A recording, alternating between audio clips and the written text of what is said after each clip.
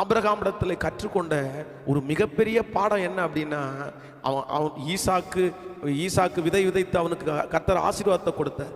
ஈசாக்கு தியானம் பண்ணினான். ஈசாக்கு சண்டை போடாதிருந்தான். ஈசாக்கை குறித்து ஒரு பெரிய நல்ல வார்த்தைகளை வேதத்தில் வாசிக்கிறோம். ஈசாக்கை போல ஒரு பையன் கிடைக்க மாட்டான், அந்த அளவுக்கு நல்ல பையனாக இருந்தான்.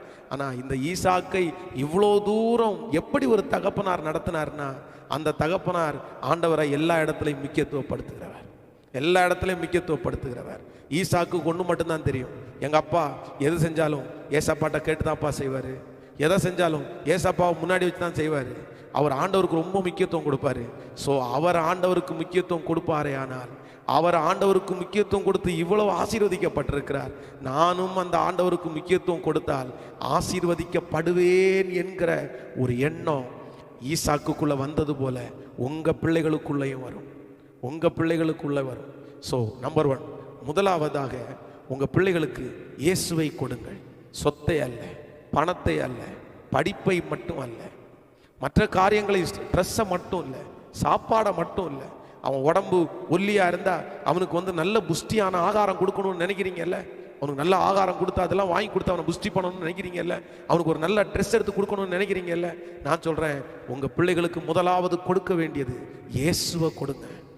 இயேசு இருக்கிற ஒரு பையன் எங்கே போனாலும் பழச்சிக்குவான். இயேசுவோட இருக்கிற ஒரு தேவ பிள்ளை எந்த இடத்துல போனாலும் அந்த மக பழச்சிக்குவா. உங்கள் பிள்ளைகளுக்கு நீங்கள் கொடுக்கக்கூடிய சீதனம் என்னென்னா இயேசுவை கொடுங்க. ஸோ அந்த இயேசுவை நீங்கள் எப்படி உங்கள் பிள்ளைகளுக்கு கொடுக்க முடியும்னா, முதலாவதாக நீங்கள் உங்கள் வாழ்க்கையில் எல்லாத்துலேயும் ஆண்டவரை முக்கியத்துவப்படுத்திட்டே இருந்துட்டீங்க அப்படின்னா, அவர்களுக்கு தெரியாமலே அவர்களுக்குள்ள இயேசுவை நீங்கள் உள்ளே கொண்டு வந்துடுவீங்க. நீங்கள் முக்கியத்துவப்படுத்தணும். அவனுக்கு ஒரு ஸ்கூலுக்கு கூட்டிகிட்டு போகிறீங்கன்னா ஜெபம் பண்ணிட்டு ஏசப்பாட்ட ஜெபம் பண்ணிட்டு போகலாம். ஜெபம் பண்ணிட்டு போனால் கர்த்தர் வாய்க்க பண்ணுவார். ஒரு பிரயாணத்தை ஆரம்பிக்கும் போது எல்லாரும் ப்ரேயர் பண்ணலாம். அப்படின்னு இரவு படுக்க போகும்போது குடும்ப ஜெபம் எல்லாம் பண்ணலாம். எல்லாத்துலேயுமே எங்கள் அப்பா ஆண்டவரை முக்கியத்துவப்படுத்துகிறாரு, எங்கள் அம்மா ஆண்டவரை முக்கியத்துவப்படுத்துகிறார். ஒருவேளை இந்த சத்தத்தை கேட்கிற நீங்கள் ஒரு கணவனார் ஆவிக்குரிய வாழ்க்கையில் இருக்கலாம், இல்லைன்னா மனைவி மட்டும் ஆவிக்குரிய வாழ்க்கையில் இருக்கலாம்.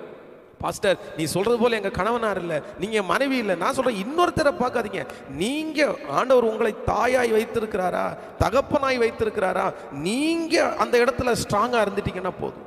நீங்க ஆண்டவரோட நடக்கும்போது எப்பவுமே பிள்ளைகள் யார் பக்கம் வந்துருவாங்கன்னா, நல்லவர்கள், சாட்சி உள்ளவர்களுடைய அதைத்தான் அவங்க ஃபாலோ பண்ணுவாங்க. அம்மா சரியான சாட்சி உள்ளவர்களாக இருந்தால் அம்மாவை ஃபாலோ பண்ணுவாங்க, அப்பா சரியான சாட்சி உள்ளவராக இருந்தால் அப்பாவை ஃபாலோ பண்ணுவாங்க. இதுதான் இந்த பிள்ளைகளுடைய உலகம். ஸோ நம்பர் 1, முதலாவதாக இயேசுவை நீங்கள் எப்படி கொடுக்க முடியும்னா,